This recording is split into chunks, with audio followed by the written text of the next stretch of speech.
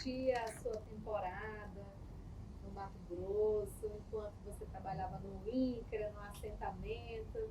Parece que você conheceu o amor da sua vida, é verdade? Pior que conheci, amiga. E você não tem nem ideia de como. E a história minha com ele é uma coisa assim que eu costumo dizer que não é deste mundo. E vou te explicar por quê.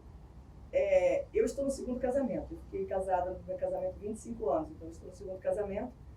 Só que é o seguinte, eu tive um casamento bem problemático primeiro.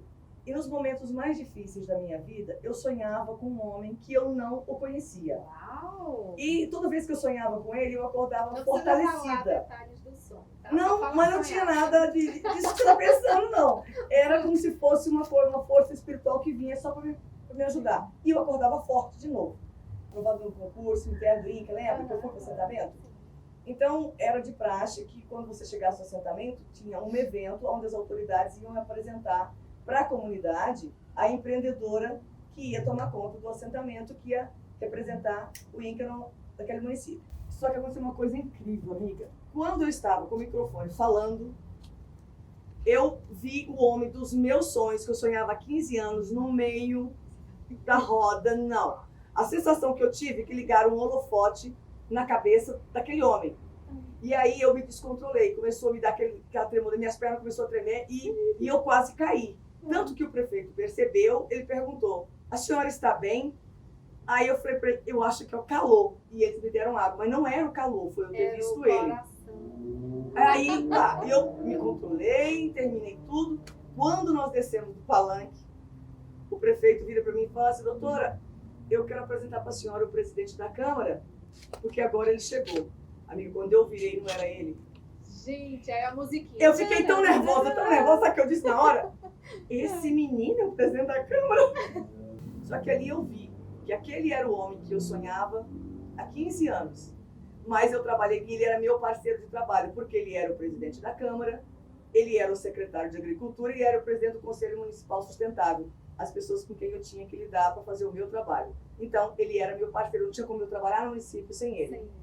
E eu segurei a minha onda, numa boa, por 2 anos, até que um dia, num assentamento, lá onde aconteceu aquilo que eu falei para você, que os homens estavam todos armados, lembra que eu te contei aquela história? Eu fui fazer um trabalho nesse assentamento e me hospedei na casa de um parceleiro, já bem idoso. Então, quando eu ia trabalhar nesse assentamento, eu me hospedava na casa dele. E aí, um belo dia, eu cheguei com aquele meu traje típico, que você já conhece, já te falei, né?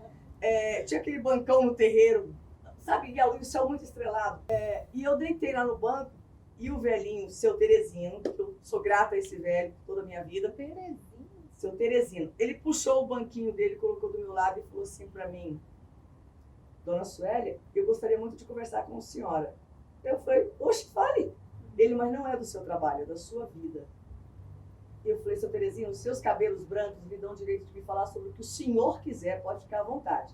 A primeira coisa que ele disse para mim, ele falou assim, a senhora é uma mulher que sorri o dia inteiro.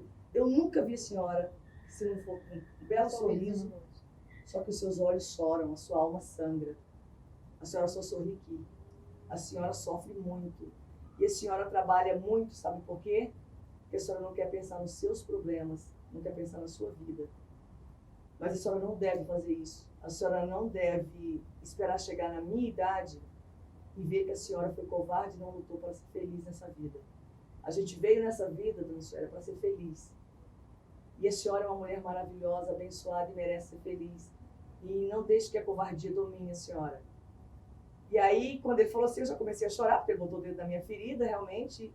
E na época, eu estava numa fase tão difícil do meu casamento que o INCRA me mandava para ficar 8 dias no campo, eu ficava 40, porque eu não queria voltar para casa, eu não tinha motivo para voltar para casa. E no dia seguinte, quando ele levantou 5 e pouco para ir para o curral, eu chamei ele e falei, seu Teresino, faz um favor para mim, peça ao presidente da associação que cancele todos os meus compromissos, que eu estou indo embora.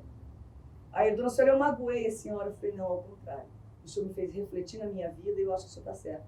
Eu não vou ser covarde mais, eu vou ser feliz.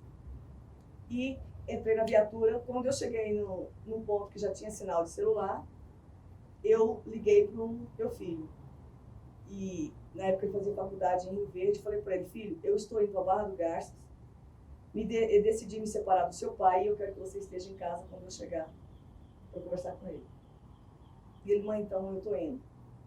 E eu fui para casa, cheguei, meu filho já estava me esperando, e aí a gente ficou tudo tranquilo. No dia seguinte, eu chamei meu ex-marido no escritório, onde estava eu e meu filho, e comuniquei para ele que ali encerrava o nosso casamento.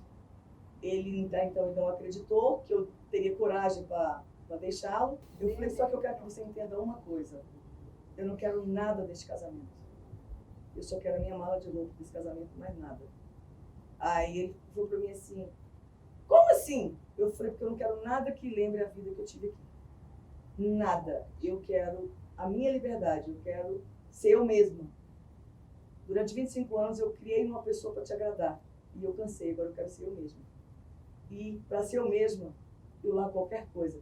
Aí eu falei para ele, só para você ter uma ideia do quanto eu estou decidida, se você disser para mim que as minhas roupas vão me fazer falta, eu deixo todo e saio com a roupa do corpo. Se você fizer questão da roupa do meu corpo, eu deixo com você e eu saio nua. Mas eu saio. Eu quero que você entenda isso. E eu não estou pedindo opinião de ninguém, estou comunicando que eu estou te deixando, que eu vou cuidar da minha vida. No dia seguinte eu fui embora, peguei a viatura, voltei.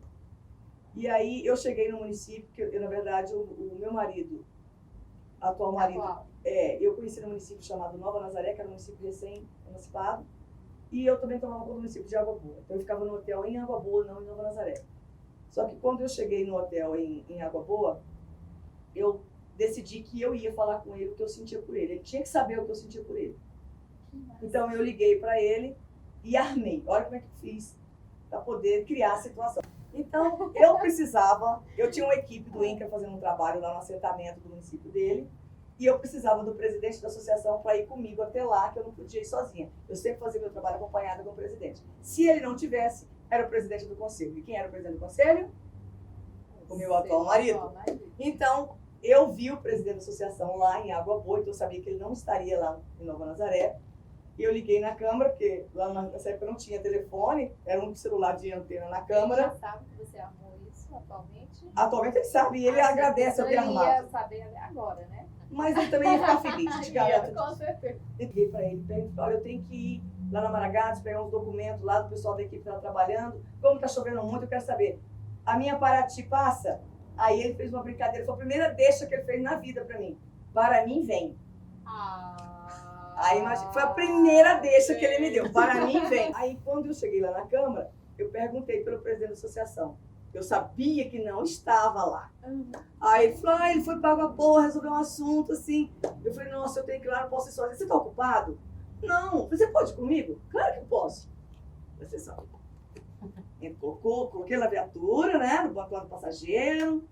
Fui lá, fiz o trabalho que eu tinha que fazer. Na volta, eu sabia que tinha uma fazenda lá chamada Fazenda Adriana, onde tinha muito piqui. Aí eu falei para ele, escuta, a dona do Hotel Poliana, que era onde eu ficava, pediu para levar uns piqui para ela. Você se importa se eu pegar a estrada da Fazenda Adriana para ir buscar os piqui? Ele, claro que não. Amiga, posso. Cheguei na estrada, já vi logo o chão lá cheio de piqui.